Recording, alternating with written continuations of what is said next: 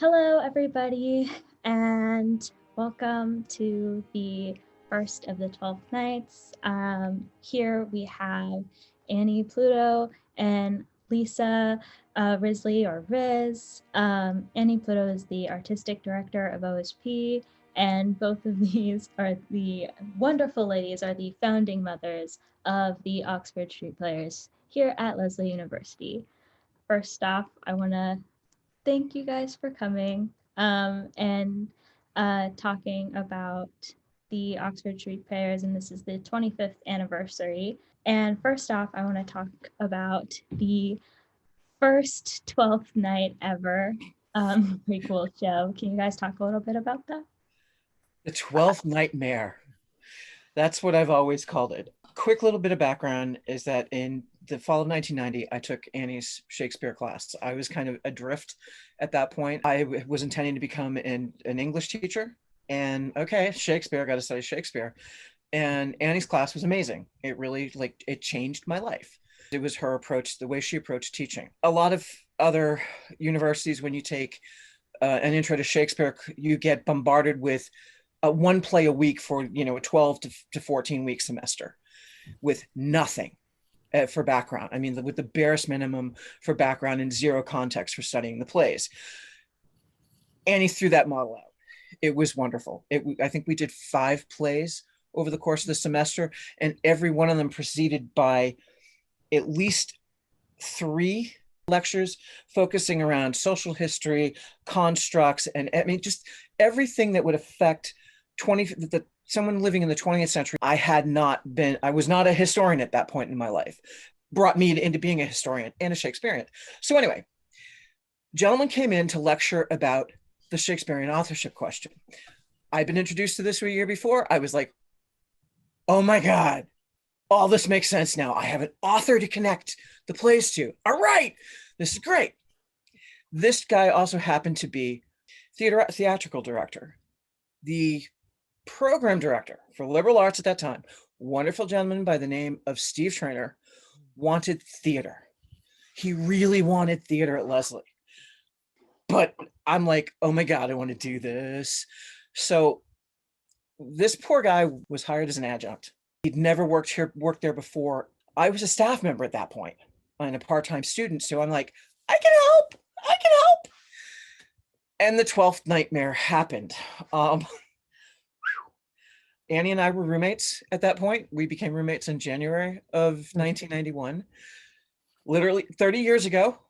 Wow. 30 years of friendship. And the name, the Oxford Street Players, was I came up with it. I came up with it as a double pun, because Oxford Street, but also homage to the Edward de Vere, the 17th Earl of Oxford, who is one of the contenders for the actual authorship of the plays.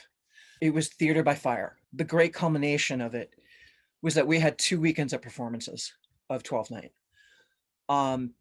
Not well attended, but at the same time, the 12th Nightmare proved that we could do theater at Lesley on a shoestring. I keep joking and calling it the 12th Nightmare, but understand we had nothing. We didn't have a set designer. We didn't have a costume designer. We didn't have a voice teacher. We didn't have a props master. The director didn't even put people in specific roles until after a month of rehearsals. He just kept reading different people in all of the roles. So we learned a lot. I went away to UMass Amherst for a year, school full-time, and the theater was technically dark. They did have a theater teacher come in, but they didn't perform for the public. He couldn't do a play. I mean, yeah. What they learned was you really can't do theater with an adjunct professor. It doesn't work. It's too much. It was impossible for poor Charles to organize anything and be able to book things solid. I mean, I was well known on the admin side, so I had buddies up at the registrar's office. So I'm like, dude, I need a rehearsal space. Can you help me? I left. I went back to school full time. Came back, and Steve Trainer, Annie proposed that we do this. Said to Steve, we could do this. And she was the teacher for the class. I was the director for the play. And we did Merchant of Venice in 1993. And it was the very first production. It was great. Yeah, it was great. Yeah. It was amazing. We had a great cast. It was a good show. It was a good, solid show. And again, it was a transformational kind of thing because they saw what could happen with a committed Leslie professor working on the show. I actually do have a theater background. I did a lot of theater in high school, and I was a radio actress in high school with this really great program that was called WNYE. And they were the New York City radio station for schools, and they did programming for schools. And they met at Brooklyn Technical High School, which made sense.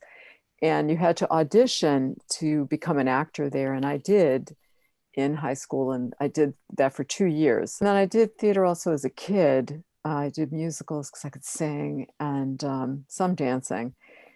And then I wanted to go to school for acting. I'm a child of immigrants, and my parents. I remember that conversation with my mother. To make a very long story short, in 1993, a friend of mine was the director at Shakespeare and Company, and he said to me, "You got to do this. Like, you're on the verge of all of this." So I applied and I got in. And with a faculty development grant, Leslie paid for that. And I went to Shakespeare and Company, and it was a whole summer. It was Shakespeare boot camp. I mean, it was hard. Yeah. A month of intense training in everything. And then the trainees, we were all in Midsummer Night's Dream, this gorgeous production on the main stage, when they were at the Mount, which is Edith Wharton's old house. They're down the road now in another place. It just changed my life. And I had a year-long sabbatical, and I came back and I did more acting classes, and I did a play, Twelfth Night, of course, with Charles Boyle, was Fabian. And I studied voice with Kristen Linklater, God rest her soul. Just a lot of Shakespeare. And then in the spring of '94, Steve Traynor, even though I was on sabbatical, he said, "Please come back and do a play." So they arranged it for me to do that. And we did The Merry Wives of Windsor. Uh-huh. And that was the first thing I ever directed. And Lisa was in it. She was John Falstaff. It was fun. It was set in the 50s. People had fun. And we filled the Marin Theater. Like, everybody came to see these shows. They just thought the fact that we were doing Shakespeare, there's no question about how it was hard. Steve Traynor was a saint. I don't know what else to say about him. He left Leslie, and we're still friends. He just retired. But he had a vision, and his vision was that it should be part of a class and not a club, and students should get credit for it. And that was, to me, the most brilliant thing. Yeah. And because we don't have a theater department, we have a minor now, but that was something that I helped build. I brought people in to develop a voice and acting class because I felt that doing Linklater voice work was life-changing. I brought someone in to create a movement course for movement, but for stage combat, because in Shakespeare, there's always a sword fight. And we had music because we knew people who could write music. We had dance because we had students who were dancers. And then later, Armando Maciel from the National Ballet of Portugal came to us through an actor, and he did 4 seasons with us. And then Gino DeMarco from the Boston Ballet came and did a few dances with us for several plays. Yeah. Shakespeare has music, dance, fight, movement, obviously text, poetry, prose. And then, of course, you have all the design people. And that was something that Lisa was incredibly good at. So when I moved into the role of professor, director, producer, and Lisa was at Emerson at the time, Lisa also designed costumes. She designed sets, and she's a fabulous props maker. And she held on to that for 10 years. It was hard, but it was so creative.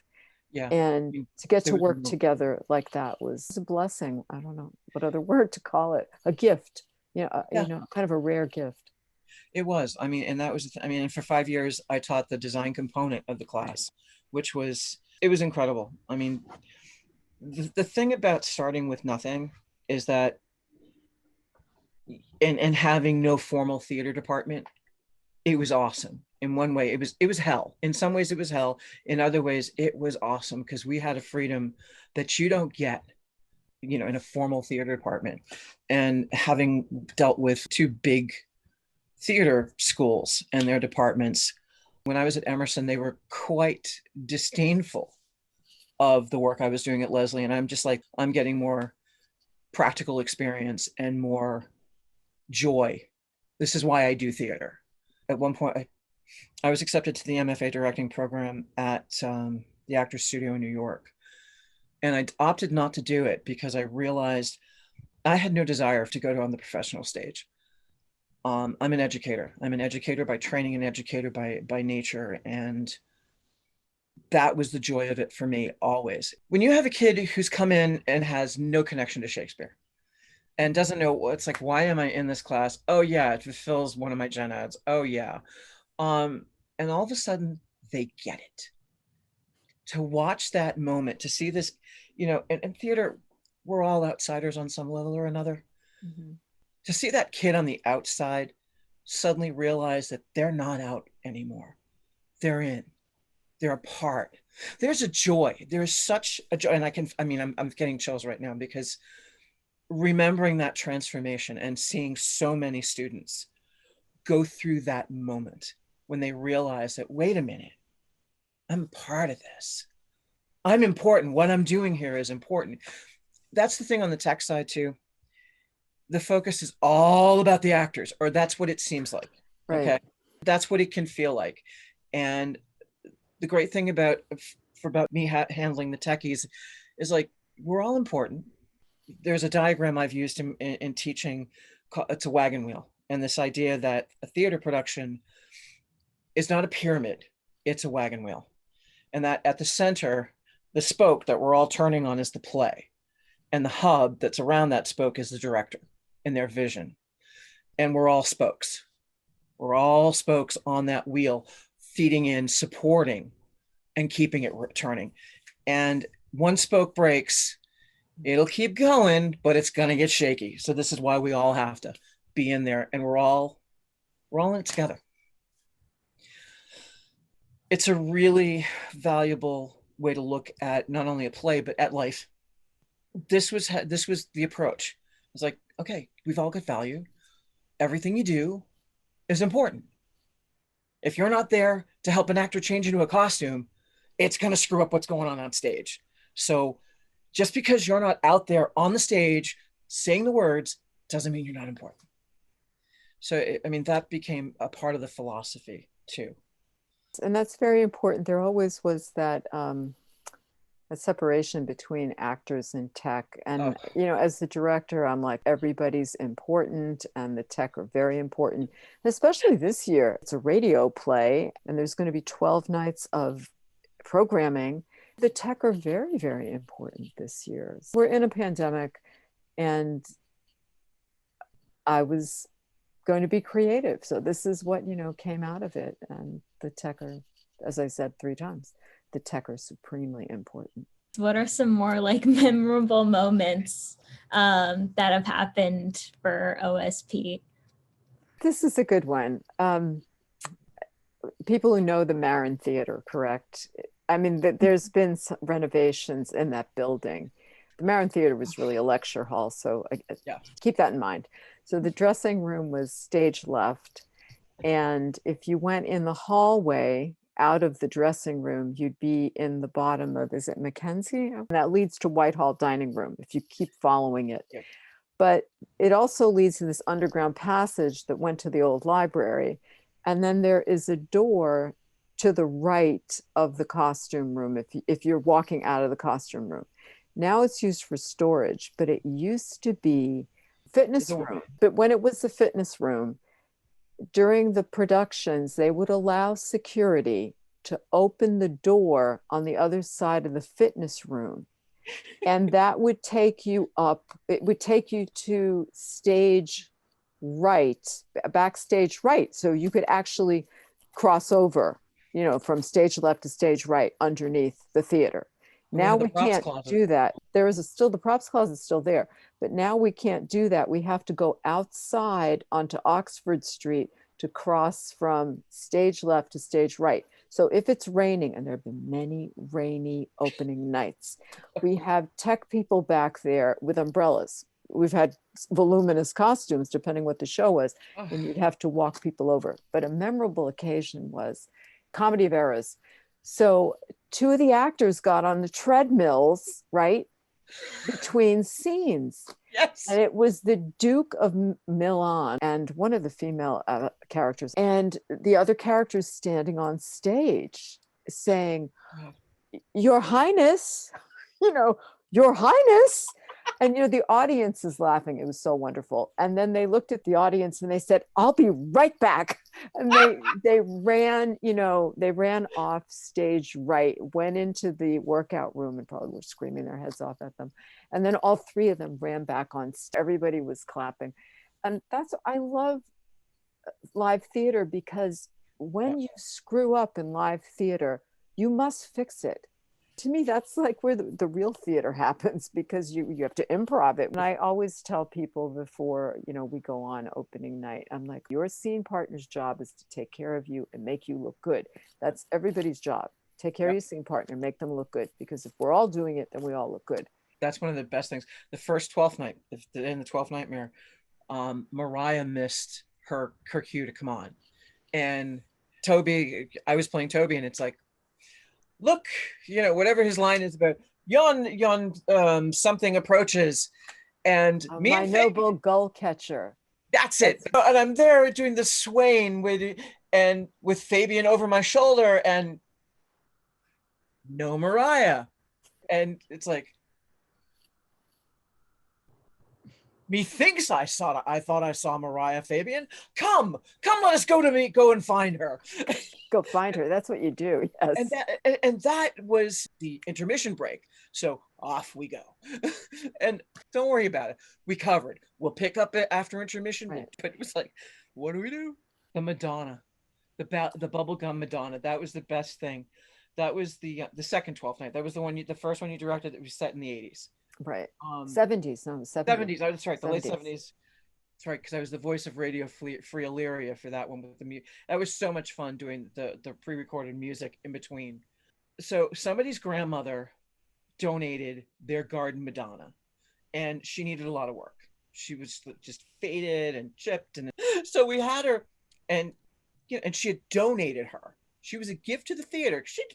It was no good anymore until she saw that thing on the stage, and she's like, "Oh, you're gonna bring it home." And in the middle of one of the scenes, they bring out a cinder block and bring out the Madonna. Well, the Madonna's head fell off. And our props woman, Erica. Yeah, Erica, it was like she was chewing gum, pulled the gum out, put it on, fixed the Madonna, off she went. And it worked. The head stayed on until the end. It wasn't sanitary, but it worked. Yeah, those are great moments. I actually always tell my students I like when things go wrong. I don't mind when things go wrong. It's really okay. As long as no one gets hurt. Like when we did Thomas of Woodstock. I love that play. Not enough people do that play. I love that play. It was great fun. It was great fun. And getting to play the ghost of King Edward. And then with Deirdre playing the Black Prince, the ghost of the Black Prince. And her and I backstage, of course, we'd both go on and do our, but backstage we'd be like pulling each other's masks off and going, "Damn those meddling kids." We could have got away with it. Again, we were doing the Ghost of Scooby-Doo thing in the back. Lots of memories like that. Yeah. That was a fun show. For people who don't know that, Thomas of Woodstock is a play attributed to Shakespeare, but they don't know because the front page is missing, so the last page is missing, so there is no end. When you do it, you have to write an end. Lisa and I had entered a contest to write an end for Thomas of Woodstock, and they did not choose our ending, but we had the ghost of Edward and then his son Edward the Black Prince, that they come and they talk to Richard II about what he should be doing and behaving at the end of the play. It's a great play. We had ghosts because we like ghosts. And we are very much that was a lot of fun to do, Thomas. I do have a lot of good memories. Oh, here's a good one. We did Dr. Faustus, and one of the actors, his name is Don Mcquillen. He actually sent a little video so people will meet him on another night. He was playing several characters like King Raymond of Hungary, the sin of gluttony. It was great, and he worked at Risley. So Don forgot his suit jacket for the scene, the banquet scene with the Pope. We had all the characters wear like banners like the Miss America contest. So his said Raymond of Hungary. So of course Don left his suit jacket in the dressing room, and he had a short sleeve men's shirt on with a tie and that banner. And I always sit house left up on the last row. They were waiting to make the entrance to go down the stairs. Don taps me on the shoulder and goes, "Hi." I'm looking at him like, no suit jacket? Like, what? How could I send him back to the dressing room? He would have missed the scene. I love the first costume parade. I love when the designer brings the clothes, and, you know, we're close to going on for the dress rehearsals, and people put on their clothes, their costumes, I should say, and they change. Give somebody a crown. It's like giving them a sword. It's when it gets real. That's when it gets real for you as an actor. It's like, oh my God, I got my pretties. You know, if you have a long skirt, you have to learn to work on walk in them. Or if you're going to walk in heels, you have to have practice shoes. You have to have a rehearsal skirts, and they're very important. So I think it's things that people don't think about. It's the million and one tiny details. This is a great idea, but how are we going to do it? The rest of it is really problem solving, and like, what's your budget? How much do you have to spend on this? Will this thing that you're buying last? All of that. Are we going to get more than one show's use out of it? That's always the question with costumes too. Okay, how much money are you going to spend, and how much effort are you going to put into building this this beautiful gown? I'll just throw that out as an example for this one role. Can this ever be reused? And they all have been and repurposed too. And I know that. I know. You know, it was funny coming back and seeing. Oh, Antony and Cleopatra. You know, spotting. I'm like, oh, I'm Macbeth. Like, oh, I remember that piece. So many. It's like, oh wait, that was my mom's. Do you remember the white dress? It was a beautiful white dress. It was probably from the 40s or the 50s. Lace top and not quite, almost an A-line skirt. I remember we used it first in Merchant of Venice for Jessica. yeah, that was worn quite a few times. Juliet, Romeo and Juliet was the last time I remember. It was on stage again after that. But I mean, we had so many pieces like that just they were beautiful, classic, and could be reused. Yeah. You know, how many prom gowns got slashed to hell? Yes, and repurposed. So please, everybody listening, listen to Shop Talk, which is going to be with other designers, costume designers, and Marwa Eid will talk about redoing the prom dress and the bridesmaid's dress. Oh my God. She was the master at it. She really could do it. That was, God, Lady Capulet. We had that hideous yellow prom gown that became a thing of beauty. There is a memorable moment, as Lisa brought up, the 20th anniversary show was Antony and Cleopatra. That was very difficult. We really went all out with the set, and there were some students who had come in that year. Well, Rome had a ship. We had a student in that tech group whose father was a master carpenter. So this young man, he knew his carpentry.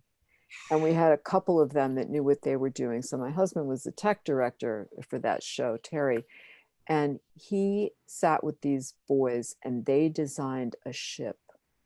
And the ship went house right on that side. The ship went 4 rows in. They had to take the chairs out. It was amazing. The Romans have to come out of it, but it was so beautiful. It was the hardest thing. It was so well made. Mm-hmm. And we all wanted to hide in the bottom of it. Actors during rehearsal, they would hide down there, and I would be looking for them. They'd be napping in the bowels of this ship that, again, was a Roman ship, sometimes an Egyptian ship. It depends who was standing on it. It was amazing. And the throne they built for her with the jewels in it, and the sunset that was painted on the back, and the columns. You know, and you have to find stuff that's going to work. You're certainly not going to make columns. So Terry found this cement company in Hyde Park that sold him these giant, you know, they look like toilet paper rolls. They're maybe 6, I don't know, my hands are out here, 4 feet, you know, diameter. And they worked as columns, and then they were painted, and we had to create stands for them. And they were gorgeous, like paintings of gods. So there was Isis, the goddess, Osiris, her husband, the original Green Man, and then Horus, their son. And one of the actors, she played the soothsayer when I decided the soothsayer was going to be the goddess Isis. So she stood by that tomb painting and then would come out. Moments like that, and the lighting was exquisite. So Yeah. those were memorable. But the boat, yes, the 20th anniversary boat. And the 10th anniversary, that was the last show Lisa and I did together. It was The Tempest. And Lisa made exquisite costumes that were used a bazillion times. And we didn't have a boat. We had a shipwreck. So we had a covering on the Marin stage that was made of canvas. And it was myself and our dance choreographer would get under it, where it flipped down on the, you know, past the lip of the stage, and we would shake it up and down. So yeah, that floor covering, that was my greatest triumph as a designer. So instead of having panels that could turn, we had to actually the crew had to actually like walk the panels around and try not to, in like, the dark, you know, of course. Yeah. And they had you know, brakes on them, so they had to make sure they could lift the brake up. But you also designed an octagonal piece that was for a merchant. That was quite beautiful, actually. But the platform, we did All's Well That Ends Well, which to this day for me is the most beautiful show I've ever designed, and I will hold. It was so gorgeous. That was when we decided to sink the money into a floor covering. And we got artist grade canvas because I discovered I could get it in lengths that were 106 feet, 106 inches wide, and sewed them together to create a covering that would cover on the entire floor. And my sewing machine still going strong. I'm impressed. It's 30. That's 30 years old now too. And we painted it to look like a chessboard. And It's beautiful. It was just so. Steve Weiss, who was a hard man to please, awesome guy, incredibly talented lighting designer. Yeah. Steve turned around and said, "This is a beautiful show," and I'm just like, "Oh my god!" Yes. Like, wow, Steve. And we created paper mache chess pieces. There was what, bishop, a rook, and a pawn. Probably so. That sounds about right. We only made 3 or 4. They were big, but they functioned for scene changes. Because we were going, Annie really wanted a minimalist take on this. And so the way we denoted scene changes, one of my design students created heraldic banners.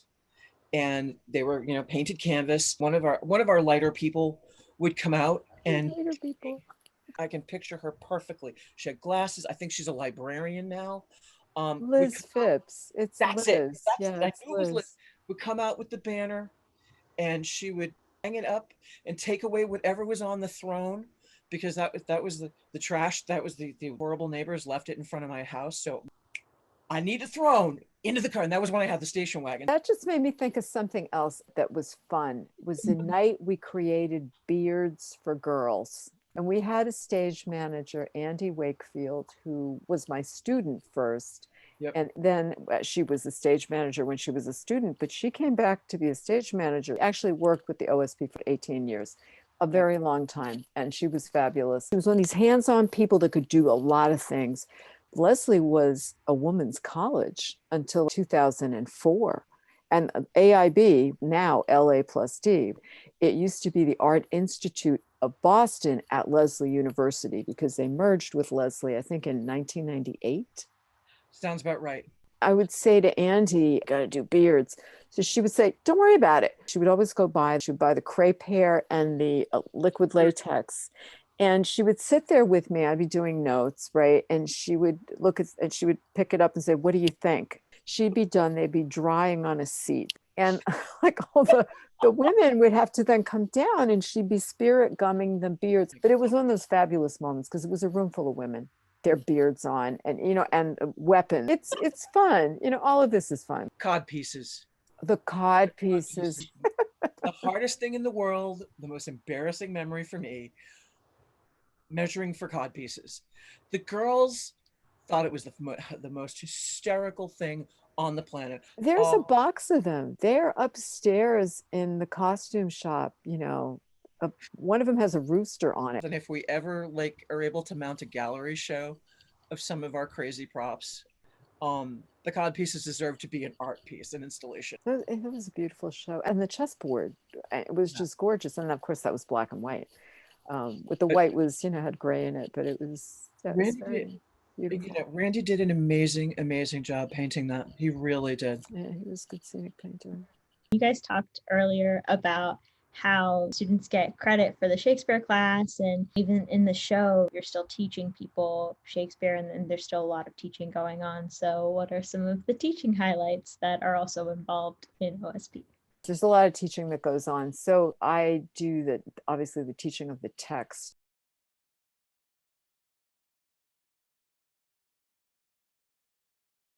I mean, how can you talk about literature without when it was written? Mm-hmm. And Shakespeare, there's the authorship question. Lisa started this conversation with Charles Boyle. I brought him to Leslie, Edward de Vere, as the possible, or in his case, the probable writer of the plays and the poems. I've been very lucky at Leslie that, I can say that I'm an Oxfordian, and that's fine. It's such a big controversy about who wrote Shakespeare, because on one end, you've got William Shakespeare, and he's the middle-class genius. And then you have who could possibly be the author. So we do spend time in this class where we spend several class sessions. We read a book by Richard Whalen, because it's the intro to it. It's called Shakespeare, Who Was He? And Whalen makes a case for the Stratford guy, and then he makes a case for Oxford. And I mean, he comes out on the Oxford side. So we do that. And then when we do that, that brings up the period. And so I talk about the Queen, who's Queen Elizabeth. Can't talk about her without talking about the Tudor dynasty. And so it starts going backwards, and we're somewhere in the War of the Roses, and about Henry, Earl of Richmond, or Welsh partially. So where are the Welsh inroads into the plays? So it's almost like a puzzle. How do you then go into the text once you start learning about the period and the politics and the religious politics of the time, which are huge? And then now there's all this great stuff coming out about Elizabeth's relationship with the Ottoman Sultan. They're trading agreements because Catholic Europe didn't want to deal with her.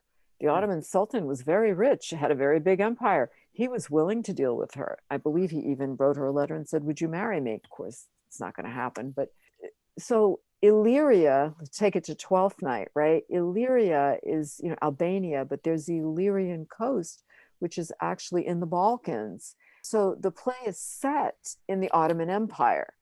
But there are these Christian characters in there, and they seem Catholic by what they're saying. So there's this other thing about Shakespeare, the crypto-Catholic. This is the teaching joy. There is so much in there. And, and then there's the status, the Elizabethan worldview, which is a very medieval worldview, except in Shakespeare's time, it was a queen. Everything is out of order. And Shakespeare's out of order too.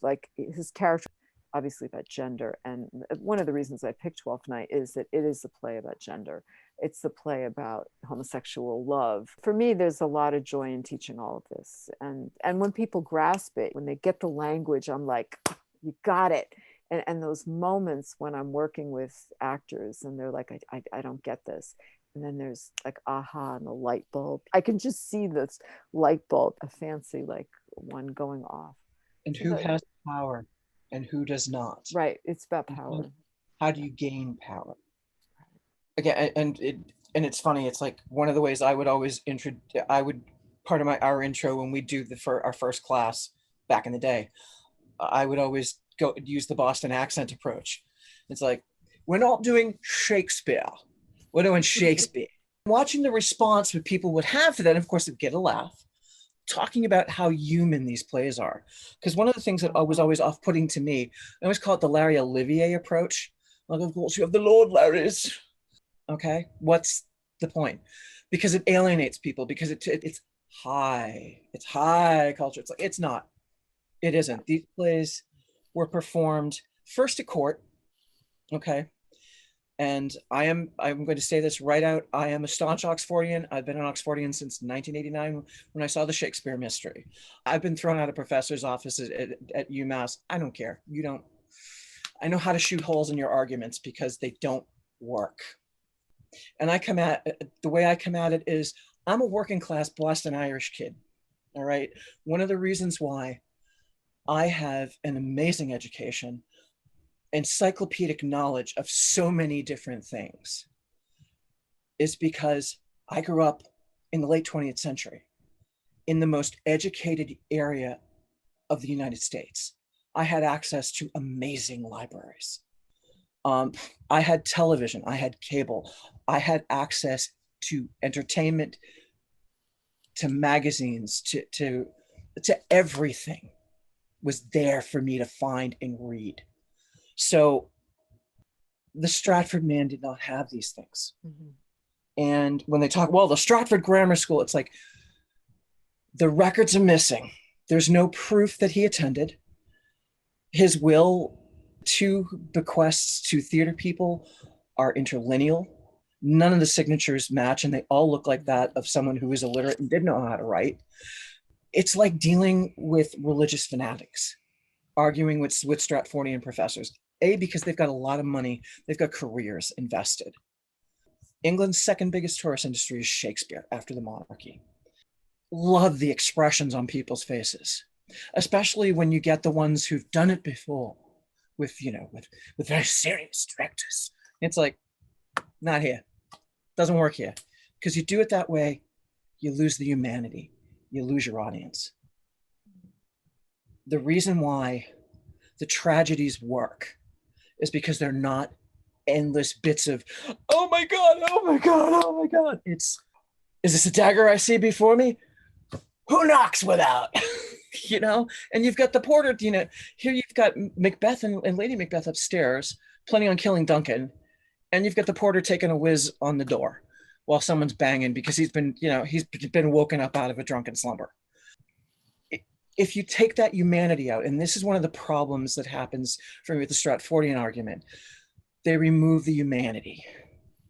When you look at the life of Edward de Vere, he was brilliant. He was brilliant. His life riddled by tragedy and privilege. He had access to everything when it comes to knowledge and education. This is, to me, the most viable argument. And it's also a way to approach students, is that if you educate, if you read, if you explore, you can do anything. You can be anything. But that's always been my approach as a teacher, is bring in the humanity. Because as soon as you make it human, there's a reason to invest. And this is one of the approaches I think has always worked. Because that's part of your approach to it too. Where did I learn it? I think I just want to wrap this piece up with something Gianna said in class when you were interviewing the class. She said that when she went to London 2 years ago, we went to the Globe Theatre and we saw a production of Richard II, and it was an all-female cast and all the actors were women of color. And she said it changed her to see that because she saw what Shakespeare could be, mm-hmm. and how Shakespeare is for everybody, that Shakespeare is for everyone. And I wish everybody could know that Shakespeare is translated in over 60 languages, that everybody does Shakespeare. Everybody can find their story in Shakespeare. I'm a child of immigrants. I'm first generation American. English was not the only language spoken. And the English my parents spoke was very broken. Why did I choose Shakespeare? Well, it was the hardest English I could find. And as a poet and an actor, it doesn't get better. But that whole thing about the human, this was one of the reasons why we always set in contemporary. Merchant, when the first production in 93 was set in fascist Italy. Mm-hmm. And by setting it in fascist Italy with pink triangles and yellow stars, brought it home to people. seeing how the anti-Semitism was playing out all of the characters, because nobody's clean. Everybody is racist in this. Everybody is mean to each other. Mm-hmm. Beautiful speeches, beautiful speeches. But at the same time, Portia gives the quality of mercy is not strained. And then what does she do? Acts in vengeance. Comedy of Errors we set, and that was 1980s in Davis Square. Romeo and Juliet was that was also fascist Italy, but that was but you know, the 70s for Twelfth Night. It was all, and but by putting it in those contemporary settings and at the same time tying in the Elizabethan social history with the social history of that period was amazing. That was the other way that the kids connected. It's like, okay, see, still happening now.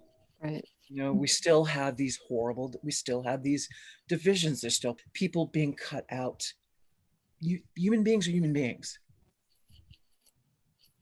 Yeah. And Shakespeare, you know, Shakespeare gets all our humanity. He gets every possible piece of it or a combination of it.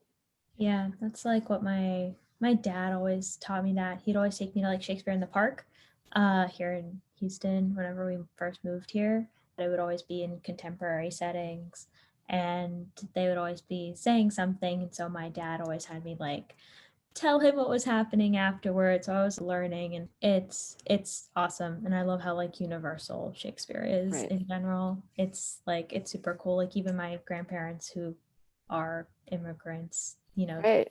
we'll talk about Shakespeare. Right, because he's for everybody. He's Mhm. everyone's poet. The next question.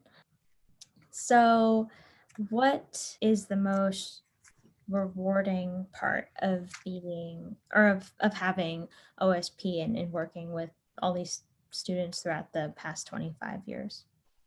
I think I answered that by it's that aha moment. Yeah. It's seeing people who are taking the class for whatever reason. I mean, because you can do the play without being in the class, but if you're in the class, you have to be either a tech or actor in the play. And it's seeing someone who is afraid of Shakespeare get cast, you know, usually in a small role because they're not up for a big role, but they get it and then they come back. It's that moment of discovery of yourself on the stage, and also making friends. I mean, theater is such a great place to make friends, and we've also had some people fall in love and get married. But it's that aha moment. It's where you join a club, and I don't mean this in any elitist way, but it's like when you understand it and you understand the time, the period, the real characters that lived, or you start your work on them. But when you get the verse and you get the language and you understand that one person created 1,700 words in the English language, that's powerful, because then you realize maybe you can do something like that. Like, as Lisa said, we go to school, we read. Again, like she talks about being working class Irish. I mean, I was immigrant working class in Brooklyn, New York. Education is like, it's the path to everything. Yep. And that's what Shakespeare is. It's just another door that opens, but it's this marvelous door because it's a curtain opening. You know, it's the opening on the stage with these characters that will live forever, you know, long past the OSP, past me. Somebody else will be doing Twelfth Night. Somebody else will be doing Hamlet. There will be another student interviewing someone who started a theater company. It doesn't stop. It's so beautiful, this never ending story. And it works. There's so many levels of it, because on the one hand, at the most essential core of it is the humanity. yeah. You know, I mean, I can never hear Hamlet's final words without weeping. You know, I mean, that it's heartbreaking. Who has not been in that place of like, please believe me, please tell the truth about me, when you know the original stories that they're all based on, which is, you know, I mean, that's half the fun too when you're deciding what play to do. I've only done Twelfth Night twice, Twice. Okay. I did it in 1994. It was 12th Night Fever.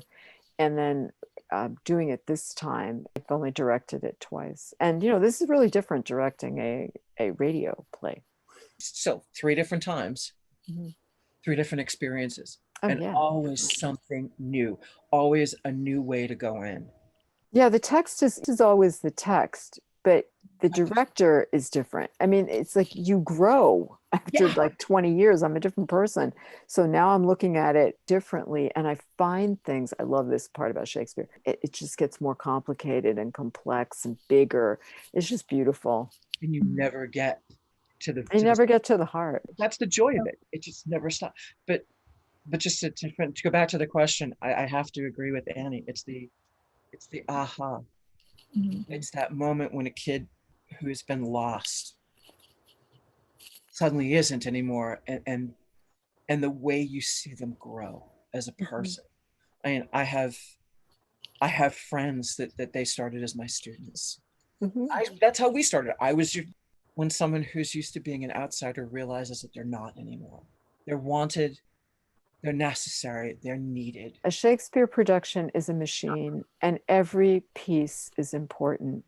From the person who is at the top of the house showing people where safely how to get to his seat, from the person who is backstage and just opens that door between the the dressing room and the stage, and they open it quietly. That is very important. It's up to the director, in this case at Leslie, is you're the teacher, you're the director, you're the producer. It's up to that person to make everybody know that they're all important and they're part of this machine, from the person who has the starring role to the person who's giving out the programs. But we do company bows, so I have it that way, that they all come out, in groups, like, and obviously people, like if it's Lady Macbeth, and I want the crew to have camaraderie too, but I want people to enjoy and feel a part of something big and important. That was one of the things I liked the most about when we were teaching together, is that it was about, no, we're all in this together. Yeah. No one's more important. One of the joys I think that's the other joy of academic theater, of educational theater. It's not a star machine. It's not, where are we going from here? It's like, okay, this is like just another step in my career. It's like, no, this is for your soul. This is as much for your grades as for your soul. Mm-hmm. Yeah, for your soul. It makes your soul bigger. That's why we do it. Yeah. Theater for me, whenever I was, doing shows and stuff, it was always just such a big community. Some of the actors beforehand, it definitely felt that, like, even through like an online environment, like everyone still had that sense of community, and that's so beautiful to have, especially with a Shakespeare production that is so, because they're all so, like you guys said, so human, and so they can't last without community. Yeah, that's a good segue to maybe talk about this play, right? And OSP going forward. That this play was, we didn't know if it was going to happen, and enough students signed up to do it. So I thought, radio, yeah. And we ended up with this student music director who wrote the music. He's got all the sound effects. Nice. We had Victoria Marin show up out of nowhere to be our tech director from the art school, who's an animation film person. You as our intern, or other actors, tech people, who, all of that. I mean, there's a lot of other kind of work, but I found it really great that people were all in there doing it together. The 2 artists that are in the class on all the illustration pieces, I'm going to leave that as a surprise, but they did make a community. They became friends. What else could I ask for? What a thing to do as a director. It worked. In a time of plague. Yes, Shakespeare in the time of plague, and that's what this is. It's it's an eerie echo. Because he wrote during the time of the plague, and De Vere died of the plague. I know. Forward, I mean, so this is the 25th anniversary, but if if somebody's really listening, they would say, wait a minute, they started in 1993. this isn't 25. Seasons. But so we went chronological every spring until I think 2015. And then we have Liv Cummins in the humanities department who does musicals. We used to have 2 shows a year, like she did a musical in the fall and I did Shakespeare in the spring.